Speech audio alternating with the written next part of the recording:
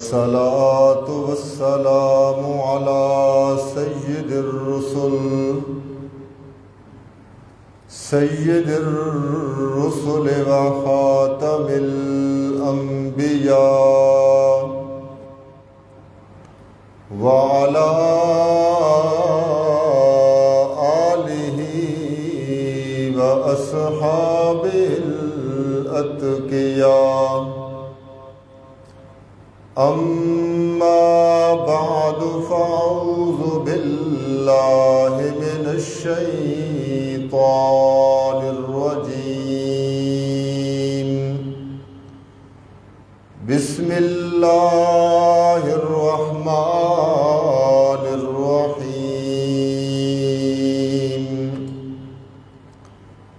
لقد كان في قصصهم عبرة لأولي الألباب. الآية. سبحان ربك رب العزة عما يصفون وسلام على المرسلين والحمد لله رب العالمين.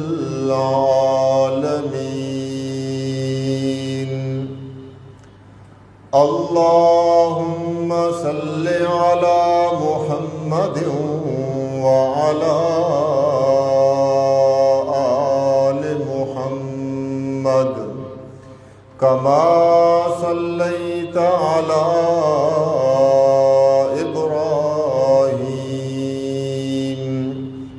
وعلى آل إبراهيم إنك حميد مجيد. اللهم بارك على محمد وعلى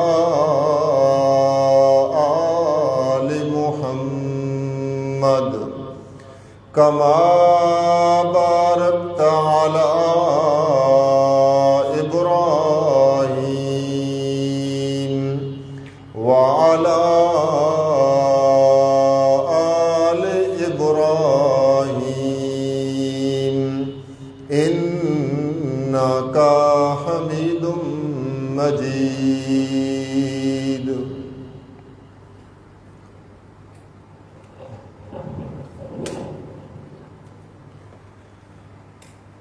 میرے لیے انتہائی قابل احترام دوستوں، بزرگوں، نوجوان بھائیوں،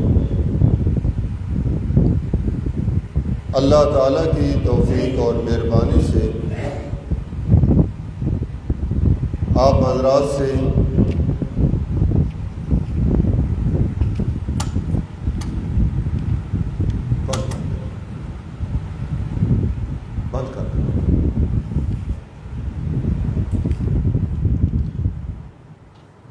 دین کے متعلق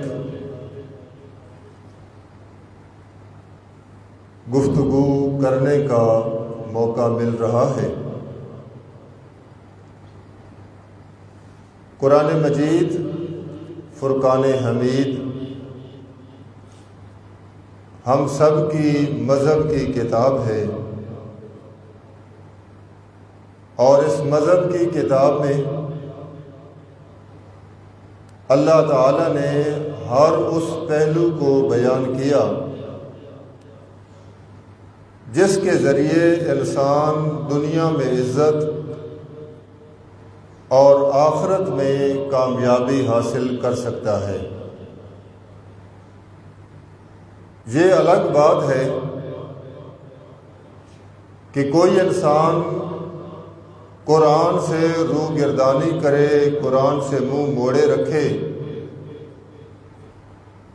اور پھر لوگوں کے سامنے اپنی بے بسی کا، اپنی پریشانیوں کا، اپنے مسائل کا، اپنی حاجات کا اظہار بھی کرتا پھرے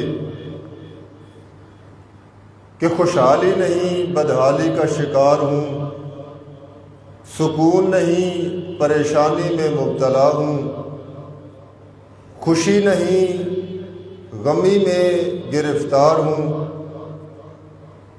لیکن اگر وہ سوچے کہ یہ سب آفات اور یہ سب پریشانیاں، یہ سب مسائل کیوں آئے ہیں، تو اس کا جواب صرف ایک ہی لفظ میں آئے گا کہ اس بندے نے دین اسلام سے منہ موڑ رکھا ہے۔ قرآن نے واضح طور پر اس بات کو بیان کیا، وَمَنْ أَعْرَضَ عَنْ ذِكْرِي فَإِنَّ لَهُ مَعِيشَةً ضَنْكًا، کہ جو بندہ ہمارے ذکر سے منہ موڑے گا، روح گردانی کرے گا، اس کے ساتھ تعلق نہیں بنائے گا، ہم اس کی گزران تنگ کر دیں گے۔ یہ تو دنیا کے حالات ہیں، یہ تو دنیا کے مصائب ہیں، یہ تو دنیا کی تکالیف ہیں، یہ تو سب دنیا کی پریشانیاں ہیں۔ آخرت کے متعلق بھی اللہ تعالیٰ نے اسی آیت میں بیان فرما دیا کہ پھر میدان معاشر میں آئے گا تو ہم اس شخص کو اندھا کر کے کھڑا کریں گے۔ معلوم ہوتا ہے کہ سب پریشانیاں، سب مصائب، سب تکالیف جن میں انسان مبتلا ہے وہ ختم ہونے کا نام بھی نہیں لے رہی۔ اس کا سبب کیا ہے؟ دین اسلام سے اور اپنے مذہب کی کتاب سے اس نے منہ موڑ رکھا ہے۔ اور اس بات میں بھی کوئی شک نہیں، اگر آپ کے ذہن میں یہ سوال آ رہا ہو کہ بعض اوقات ہم دیکھتے ہیں کہ ایک بندہ دین اسلام پہ چلنے والا ہے، دین اسلام کا نام بھی لینے والا ہے، قرآن مجید کا حافظ بھی ہے، قاری بھی ہے، عالم بھی ہے، اس کے باوجود بھی وہ پریشانیوں میں مبتلا ہے، تو پھر یہ نظریہ تو غلط ہو گیا کہ اس بندے نے جس نے قرآن سے منہ موڑا صرف وہ پریشانیوں میں مبتلا ہوگا۔ تو یاد رکھیں، ایک ہوتی ہے عارضی طور پر پریشانی کا آ جانا، عارضی طور پر انسان کا کسی مصیبت میں آ جانا، اور ایک ہوتا ہے کہ ہمیشہ ہمیشہ کے لیے دنیا کی زندگی وہ ذلیل و رسوا ہو کر گزارے۔ یہ دو الگ الگ باتیں ہیں۔ اگر کسی نیک آدمی پر کوئی تکلیف اور پریشانی آتی ہے تو وہ اللہ تعالیٰ کا امتحان ہوتا ہے۔ پھر امتحان کا مقصد بھی یہی ہوتا ہے اور امتحان کا فلسفہ بھی یہی ہے کہ جب وہ امتحان ختم ہوتا ہے تو امتحان کے بعد اس بندے کو انعام دیا جاتا ہے، اور جو بندہ اللہ تعالیٰ کی طرف سے آنے والے امتحانات میں کامیاب ہوتا ہے تو پھر اللہ تعالیٰ اسے اجر عطا فرماتے ہیں۔ قرآن مجید کی آیت ہے نا، وَبَشِّرِ الصَّابِرِينَ الَّذِينَ إِذَا أَصَابَتْهُمْ مُصِیبَةٌ قَالُوا إِنَّا لِلَّهِ وَإِنَّا إِلَيْهِ رَاجِعُونَ۔ جن لوگوں پر مصیبت آتی ہے، پریشانی آتی ہے، لیکن ان کی زبان سے کبھی اللہ کی نافرمانی کا جملہ نہیں نکلتا، ان کی زبان سے بس یہی الفاظ نکلتے ہیں، اِنَّا لِلَّهِ وَإِنَّا إِلَيْهِ رَاجِعُونَ۔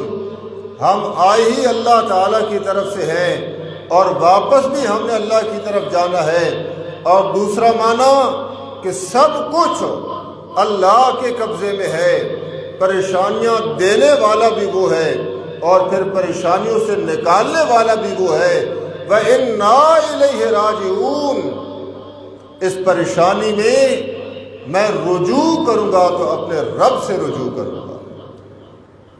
اور دوسرا بندہ وہ ہے کہ جس پر پریشانی آتی ہے، مصیبت آتی ہے، وہ پھر کبھی ایک در کبھی دوسرا در،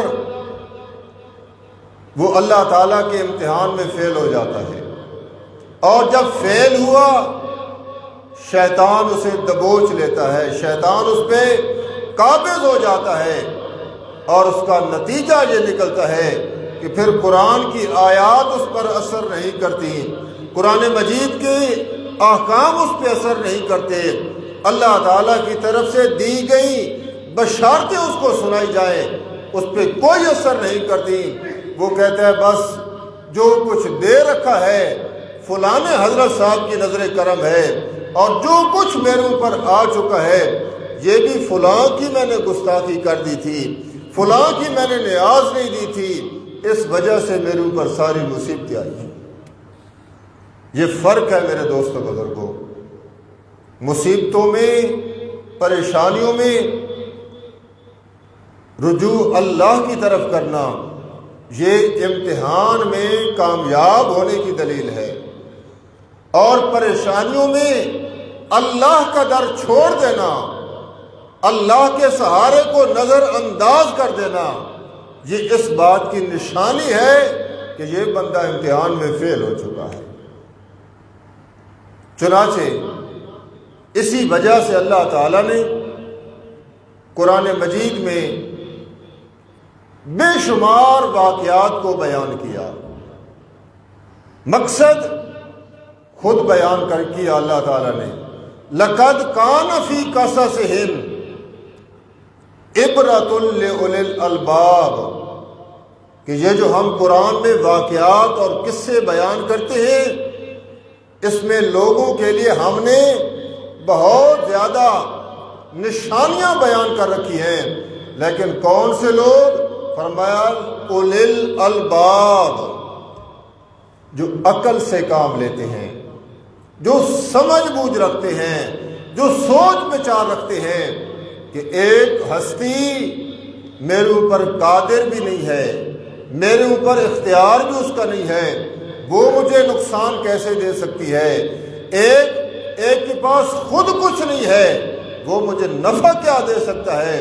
اللہ فرماتے ہیں کہ یہ جو واقعات پڑھے گا پھر اسے اللہ تعالیٰ ہدایت دیتے جائیں گے اور وہ ایمان میں پکا ہوتا جائے گا۔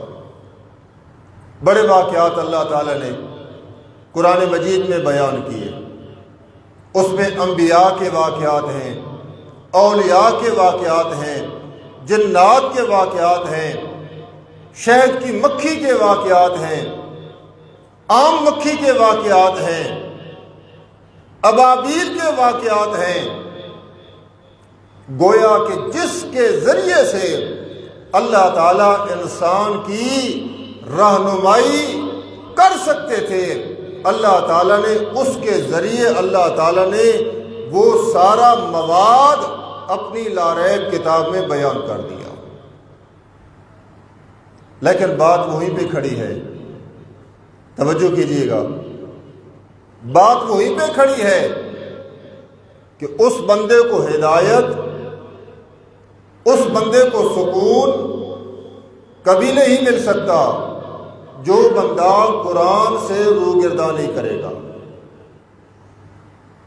حالات دیکھ لیں، ملکی حالات دیکھ لیں، صوبائی حالات دیکھ لیں، ضلعی حالات دیکھ لیں،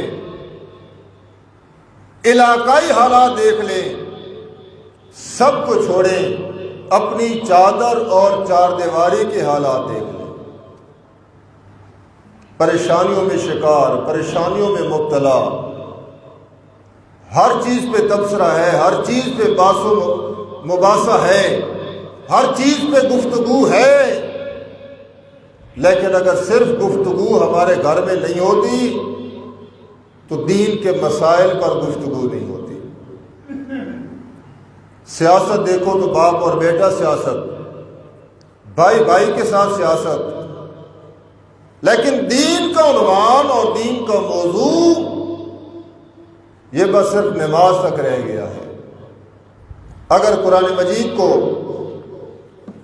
کھول کر پڑھا جاتا اور اس کو سمجھا جاتا اور پھر اس کو سمجھنے کی کوشش کی جاتی، یقین جانے کہ جو حالات آج انسان پر بنے ہوئے ہیں اس سے انسان چھٹکارا پا لیتا، لیکن نہ انسان نے اس پر غور کیا، نہ فکر کیا، نہ ان حالات سے نکلنے کی کوشش کی کہ میں کیسے نکل سکتا ہوں۔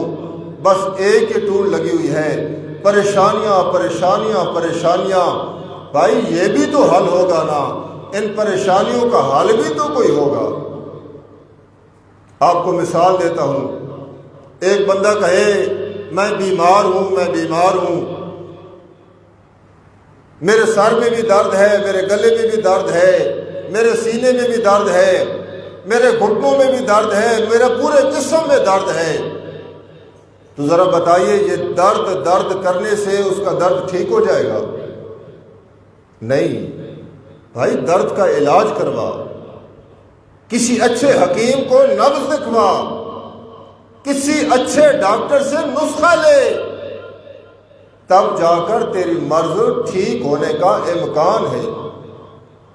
تو میرے دوستوں بزرگوں، جو ہم نے پریشانیاں، بدحالیاں، یہ جو ہر وقت ہم نے تبصرہ کر رکھا ہے، زمیندار ہے،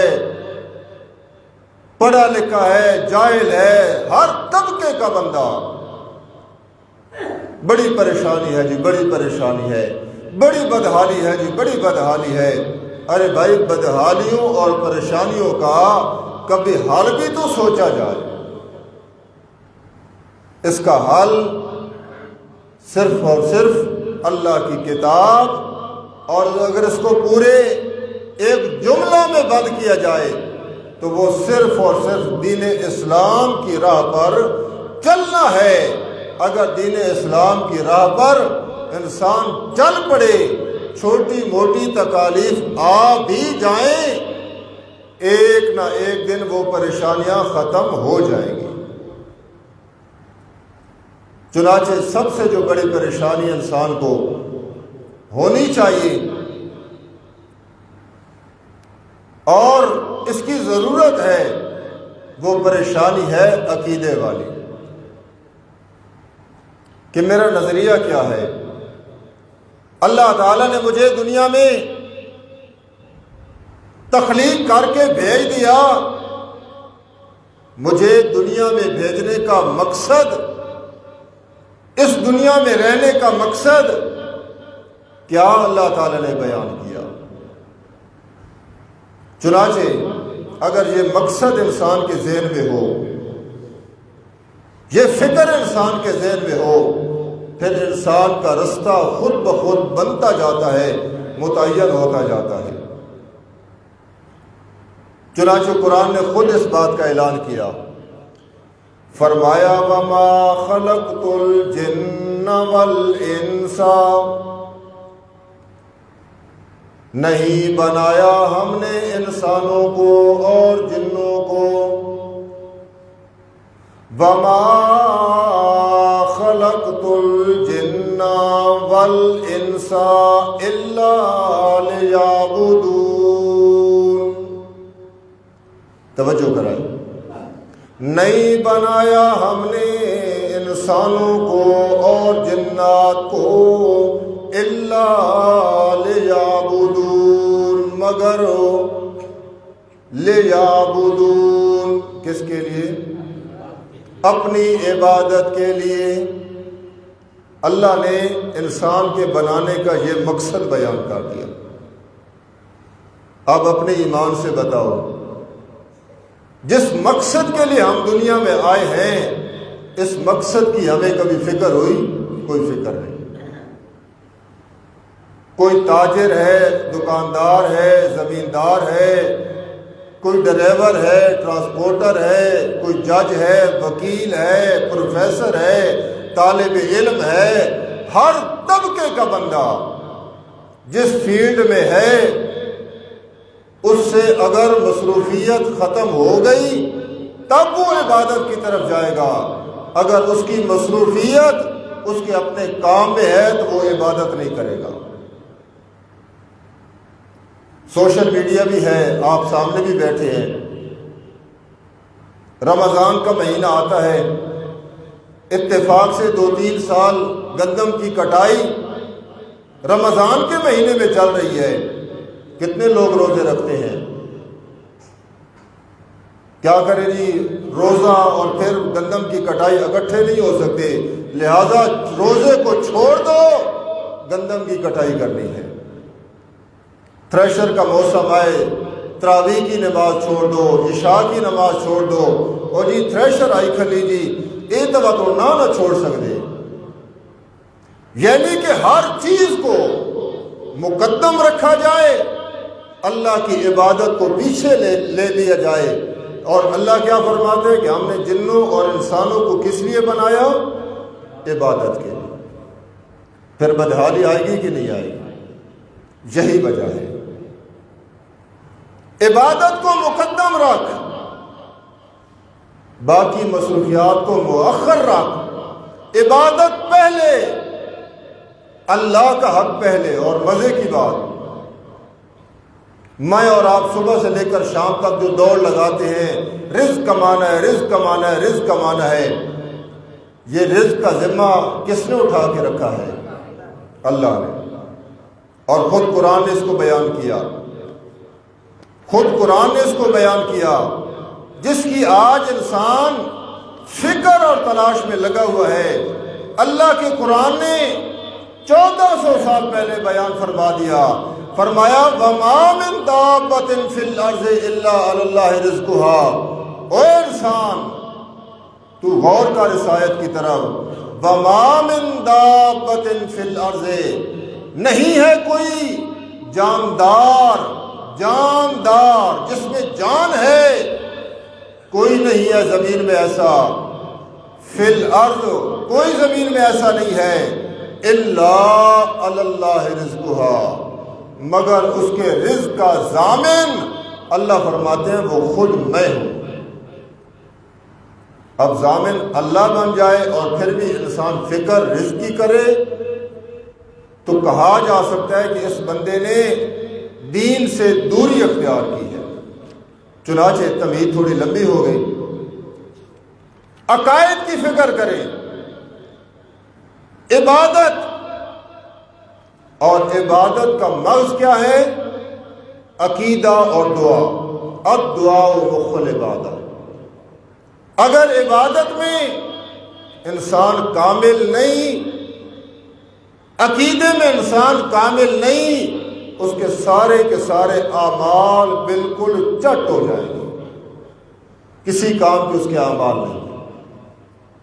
اسی وجہ سے اللہ تعالی نے اپنے انبیاء کو مصائب میں ڈالا، تکلیفوں میں ڈالا، پریشانیوں میں ڈالا، یہ کائنات کو سمجھانے کے لیے، کائنات کو بتانے کے لیے، کائنات والوں کو دکھانے کے لیے کہ اوئے جن سے تم مانگ رہے ہو، جنہیں تم مشکل کشا سمجھتے ہو، وہ خود پریشانیوں میں مبتلا ہیں، تمہاری پریشانیاں کیسے دور کر سکتے ہیں؟ وہ تو خود مجھ سے مانگنے والے ہیں، اور اگر وہ مجھ سے مانگنے والے ہیں تو پھر ساری کائنات کے لوگوں کو بھی مجھ سے مانگنا چاہیے۔ چنانچہ چونکہ وقت جمعے کا انتہائی کم ہوتا ہے، شاید صرف ایک پیغمبر کا واقعہ بیان ہو۔ اللہ تعالیٰ نے زکریا علیہ السلام کا واقعہ بیان کیا کہ زکریا علیہ السلام اللہ کے پیغمبر، برگزیدہ پیغمبر، اللہ تعالیٰ نے اولاد والی نعمت زکریا علیہ السلام کو نہیں دی۔ 120 سال عمر ہو گئی، بیوی باج، لیکن اللہ تعالیٰ نے اولاد والی نعمت نہیں دی۔ لیکن پیغمبر کا جو حال اور واقعہ قرآن بیان کرتا ہے، کاش کہ وہ احباب جو کبھی درختوں کے نیچے درختوں کی ٹہنیاں ہلاتے ہوئے نظر آتے ہیں، کبھی ملنگوں سے تعویذ لیتے نظر آتے ہیں، کبھی ریت چاٹتے ہوئے نظر آتے ہیں، کبھی گھوڑے کے اوپر سے، کبھی گھوڑے کے نیچے سے گزرتے ہوئے نظر آتے ہیں کہ ہمیں اولاد مل جائے گی۔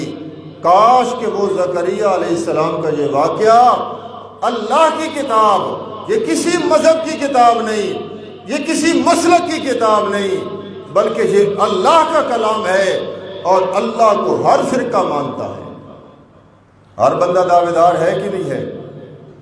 جس سے مرضی بات کر لے وہ کہے گا میں اللہ کو مانتا ہوں۔ اگر تو اللہ کو مانتا ہے، توجہ کیجیے گا، ایک جملہ ذہن میں آیا ہے، اگر تو اللہ کو مانتا ہے پھر اللہ کی بھی ماننا۔ اللہ کو تو مانتا ہے، اللہ کی نہیں مانتا، اللہ کی بات نہیں مانتا۔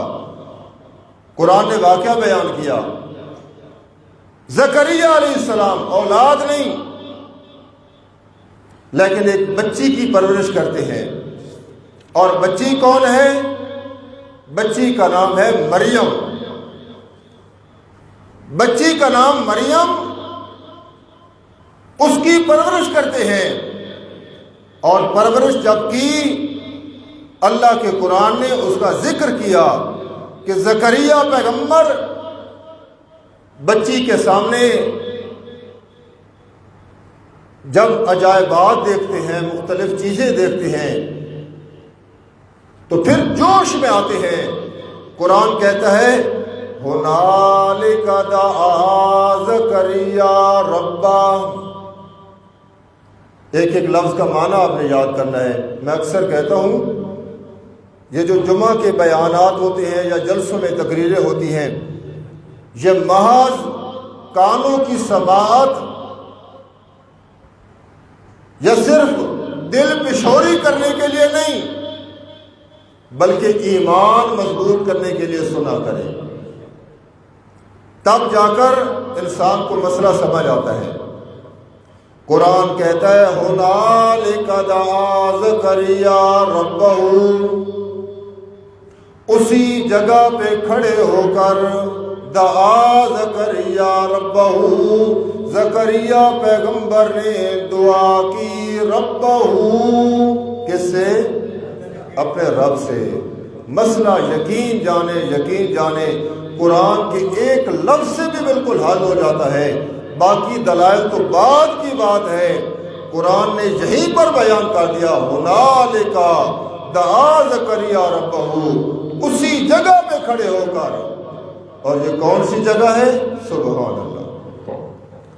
اس سے پچھلی آیات میں اللہ تعالیٰ نے اس کو بیان کیا۔ بی بی مریم اللہ کے پیغمبر کی کفالت میں، اللہ کے پیغمبر اس کی پرورش کرتے ہیں۔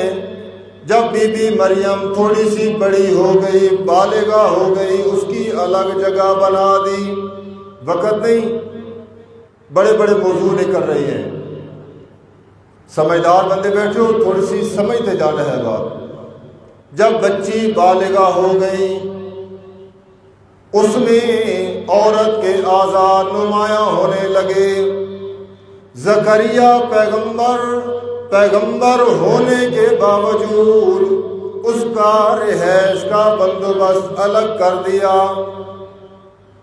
بی بی مریم کو کھانا دیا جاتا، بی بی مریم کو پانی دیا جاتا، اس کی سہولیات کا انتظام کیا جاتا۔ لیکن اللہ کے پیغمبر ایک دن عجیب معاملہ دیکھتے ہیں۔ جب دروازہ کھولتے ہیں تو کیا دیکھتے ہیں کہ مریم کے سامنے بے موسمے پھل پڑے ہیں، بے موسمے پھل پڑے ہوئے ہیں۔ مثلاً ابھی ایسا فروٹ جس کا موسم نہیں، لیکن وہ کسی دکان پر آ جائے، بندہ کہے گا یہ کہاں سے آ گیا۔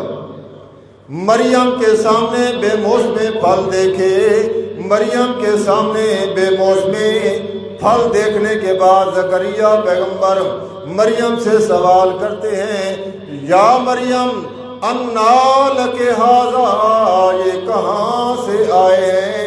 خوراک دینے والا میں، تیری سہولیات کا خیال کرنے والا میں، کھانا دینے والا میں، ماتات الاسباب، لیکن یہ پھل کہاں سے آ گئے؟ مریم بتا تو صحیح، انا لک ھذا، یہ کہاں سے آئے ہیں؟ اور مریم اللہ کی ولی آگے سے کہتی ہے زکریا پیغمبر پریشانی اور تعجب والی بات نہیں، ہوا من عند اللہ، یہ کہاں سے آئے ہیں؟ اللہ کی طرف سے۔ یوں نہیں کہا کہ ہم تو چھو کریں تو سب کچھ بنا دیتے ہیں، آخرکار عبادتیں کرتی ہوں، نہیں، ہوا من عند اللہ، یہ اللہ کی طرف سے آئے ہیں۔ اب زکریا پیغمبر کی طبیعت میں جوش آیا۔ زکریا پیغمبر اپنی جوانی کے دن یاد آئے، اولاد نہیں ہے۔ قرآن نے اسی منظر کو بیان کیا، ایک قدم چوکھٹ کے اندر، ایک قدم چوکھٹ کے باہر، اللہ کے پیغمبر قرآن اس منظر کو بیان کرتا ہے۔ ہنالک دعا زکریا ربا، اسی جگہ پہ کھڑے ہو کر زکریا علیہ السلام نے پکارا اپنے رب کو، کہنے کیا لگے؟ رب حبلی حبلی حبلی، ہائے ہائے، حبلی ہیبا چکر ملدن کا، اپنی جناب چوں اپنے خزانوں میں سے عطا کر، ملدن کا ذریتن طیبہ، پاکیزہ اولاد۔ حبلی ہیبا اس چیز کو کہا جاتا ہے جس میں بدلے میں کوئی چیز کا مطالبہ نہ ہو۔ آپ مجھے کہتے ہیں یہ موبائل مجھے دے دیں، میں کہوں گا اچھا آپ بدلے میں مجھے کیا دو گے؟ یہ بدلہ ہو گیا۔ لیکن میں آپ کو ویسے دے دوں، یہ ہیبہ ہو گیا۔ یہ اللہ کا نظام ہے، اللہ کوئی چیز دیتا ہے، اللہ ہیبہ کرتے ہیں، ہیبہ۔ یوں نہیں کہتے کہ گھن کپڑ تے دے پتر، گھن گڑے دی روڑی تے دے پترا دی جوڑی۔ اللہ یوں نہیں کرتے، اللہ ہیبہ کرتے ہیں، دے دیا دے دیا، میں دینے والا ہوں، ساری کائنات لینے والی ہے۔ رب حبلی من لدنک ذریۃ طیبہ، اپنی جناب میں سے، اپنے خزانوں میں سے اللہ مجھے پاکیزہ اولاد عطا کر۔ اور قرآن نے بھی اسی بات کو بیان کیا، اولاد دینے والا صرف اور صرف کون؟ صرف اللہ۔ اللہ نا، صرف اللہ۔ قرآن کیا کہتا ہے؟ یہب لمن یشاء اناثا ویہب لمن یشاء الذکور او یزوجہم ذکرانا واناثا ویجعل من یشاء عقیما، جسے میں چاہتا ہوں، سبحان اللہ، سورت کا نام سورہ الشورى، جسے میں چاہتا ہوں بچے ہی بچے دے دیتا ہوں، لڑکے ہی لڑکے دے دیتا ہوں، لڑکیاں اسے نہیں دیتا، اور جسے میں چاہتا ہوں لڑکیاں ہی لڑکیاں عطا کرتا ہوں، لڑکے نہیں دیتا۔ او یزوجہم ذکرانا واناثا، اور جسے میں چاہتا ہوں لڑکیاں اور لڑکے ملا کے دے دیا کرتا ہوں۔ وَيَجْعَلُ مَن يَشَاءُ عَقِيمًا، اور جسے میں چاہوں بانجھ بنا کے رکھ دوں، کوئی مجھ سے پوچھنے والا نہیں۔ جسے چاہوں لڑکے دوں، جسے چاہوں لڑکیاں دوں، جسے چاہوں لڑکیاں لڑکے ملا کے دوں، جس سے چاہوں کچھ نہ دوں، مجھ سے کوئی لے نہیں سکتا۔ چنانچہ زکریا علیہ السلام اللہ سے دعا کرتے ہیں، اِنَّكَ سَمِيعُ الدُّعَاء، یا اللہ دعاؤں کا سننے والا جو تو ہے، مجھے عطا کر۔ اور پھر جب قرآن نے زکریا علیہ السلام کے اس واقعہ کو دوسری جگہ پر بیان کیا، خدا کی قسم اللہ کے قرآن نے حد کر دی ہے کہ جب اللہ سے مانگا جائے اور مانگنے والا بھی اللہ کا پیغمبر ہو، اے کائنات کے لوگوں ذرا غور تو کرو، غور تو کرو، تم بھی اللہ سے اس طرح عاجزی سے دعا کیا کرو۔ اور پھر قرآن نے ساتھ ساتھ عقیدہ بتایا ہے کہ اگر اللہ کا پیغمبر خود اتنا عاجز ہے اور وہ جس سے مانگ رہا ہے وہ طاقتور ہے، تو کائنات والوں پھر تم بھی اس اللہ سے مانگا کرو۔ قرآن نے 16ویں پارے میں سورہ مریم کی آیت نمبر ابتدا میں اس کو بیان کیا، ذکر رحمت ربک عبدہ زکریا، میرے پیغمبر اپنے رب دی رحمت جیڑی زکریا پیغمبر اتے ہوئی اس کو بیان کرے۔ اذ نادا ربہ نداء خفیا، زکریا پیغمبر کتنی عمر ہو گئی ہے؟ 120 سال۔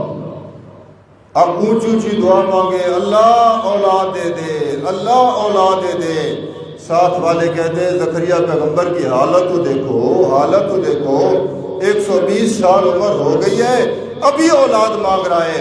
اللہ کا قرآن کہتا ہے نداء خفیہ، نداء خفیہ، آہستہ آہستہ آواز دی اللہ تعالیٰ کو، گویا کہ زکریا پیغمبر کا یہ عقیدہ تھا اللہ سب کی سنتا ہے، ہر جگہ سے سنتا ہے، ہر بولی میں سنتا ہے، ہر آواز میں سنتا ہے، اونچا پکارو تب سنتا ہے، آہستہ پکارو تب سنتا ہے، تبھی تو نداء خفیہ، آہستہ آہستہ۔ کیا کہتے ہیں؟ رب انی وہن العظم، اللہ جی میرے سر کے بال، وہن العظم میری ہڈیاں کمزور ہو گئیں، انی وہن العظم میری ہڈیاں کمزور ہو گئیں، ہڈیوں میں رس اور گودا نہیں، ہڈیوں میں طاقت نہیں، ہڈیوں میں جوانی والا خون نہیں، ہڈیوں میں وہ جوش نہیں، ہڈیوں میں وہ رس نہیں، وہ گودا نہیں۔ اور دوسری نشانی وشتال الراس شیبا، میرے سر کے بال وشتال وشتال شعلہ مار رہے ہیں سفیدی کی وجہ سے، چٹے بال ہوئے نا وقت، سر کے بال سفیدی کا شعلہ مار رہے ہیں۔ اللہ جی وشتال الراس شیبا، سر کے بال بھی سفید، یعنی یہ حالت بتا رہے ہیں کہ میں کتنا بوڑھا ہو چکا ہوں۔ وہن العظم وہن العظم منی، ہڈیاں میریاں کمزور ہو گئی ہیں، سر کے بال بھی سفید ہو گئے ہیں، 120 سال میری عمر ہو چکی ہے۔ اللہ جی آپ تو سب کچھ جانتے ہیں، میرے اندر کو بھی جانتے ہیں، باہر کو بھی جانتے ہیں۔ اللہ جی 120 سال عمر ہو گئی، جوانی کا دور بھی گزارا، جوانی کا جوش بھی گزارا، سارے دور گزار کے آ چکا ہوں۔ یا اللہ ایک دن تو بتا کہ تیرا در چھوڑ کے کسی اور در پہ آواز دی ہو۔ کیسے اللہ کی پکار کر رہے ہیں، آپ بھی ایسے کیا کریں۔ ہماری جو دعائیں ہوتی ہیں ہم ساتھ ساتھ باقی کام بھی کر رہے ہوتے ہیں، کبھی آنکھوں سے، کبھی ہاتھوں سے، کبھی زبان سے، اور ساتھ ساتھ دعائیں بھی ہو رہی ہوتی ہیں۔ یہ ہماری دعائیں ہوتی ہیں۔ پھر دعائیں کیسے قبول ہوں؟ جس جگہ بھی کھڑے ہوں، اکیلی بندہ اگر کوئی دعا مانگ رہا ہے، اس کے ہاتھ اٹھے ہوئے ہیں، منہ بھی قبلے کی طرف ہے، لیکن ساتھ ساتھ پوری وہ ہدایات بھی دے رہا ہے، گویا کہ نظام چلا رہا ہے، نہ ادھر خلل آئے نہ ادھر کوئی رکاوٹ ہو۔ اور پھر شکوہ کیا ہے؟ پتہ نہیں دعاؤں قبول نہیں ہو رہی ہیں جی، کہ چکر ہے۔ ایسے دعا کرے، وَلَمْ أَكُمْ بِدُعَائِكَ رَبِّ شَقِيًّا، یا اللہ وہ تو بدبخت ہوتا ہے جو تیری ذات سے، تیرے در سے منہ موڑے۔ وَلَمْ أَكُمْ بِدُعَائِكَ رَبِّ شَقِيًّا، میں نے کبھی تیری ذات سے، تیرے در سے منہ نہیں موڑا، کیونکہ میں کوئی بدبخت تو نہیں۔ سبحان اللہ۔ وقت تھوڑا ہے، آگے اللہ کے قرآن نے زکریا علیہ السلام کے اور درد کو بھی بیان کیا۔ جب زکریا علیہ السلام کی دعا مکمل ہوتی ہے، اب یہاں سے دعا مکمل ہوئی، وہاں سے دعا قبول ہونے کی آوازیں آنے لگی۔ او زکریا پیغمبر، آخری جملہ ہے، یہ توجہ کیجیے گا۔ او زکریا پیغمبر، او زکریا پیغمبر، آپ نے مانگا ہے انسان ہو کر، آپ نے مانگا ہے عابد بن کر، آپ نے مانگا ہے عاجز بن کر، میں عطا کروں گا معبود بن کر، میں عطا کروں گا رازق بن کر، میں عطا کروں گا دینے والا بن کر۔ او میرا پیغمبر، آپ نے اپنی حیثیت کے مطابق مانگا، میں اپنی حیثیت کے مطابق عطا کروں گا۔ بندے کا کام ہے مانگنا، اللہ کا کام ہے دینا۔ اور بڑا قرآن میں اللہ نے اس کو بیان کیا، تیری طرف سے مانگنے کی دیر ہوتی ہے، تو مانگتا نہیں ہے، میں تو دینے کے لیے تیار ہوتا ہوں۔ چنانچہ اللہ کے پیغمبر سے اللہ خطاب کرتے ہیں، او میرے پیغمبر، اے میرے پیغمبر، آپ نے اپنی طاقت کے مطابق مانگا، میں اپنی طاقت کے مطابق دوں گا۔ قرآن نے اس منظر کو بیان کیا، میرا پیغمبر، آپ نے صرف اپنے لیے اولاد مانگی ہے، میں اولاد بھی دوں گا، آسمانوں سے نام رکھ کے دوں گا، اور جب بڑا ہو جائے گا اس کے سر پہ نبوت کا تاج بھی سجا دوں گا۔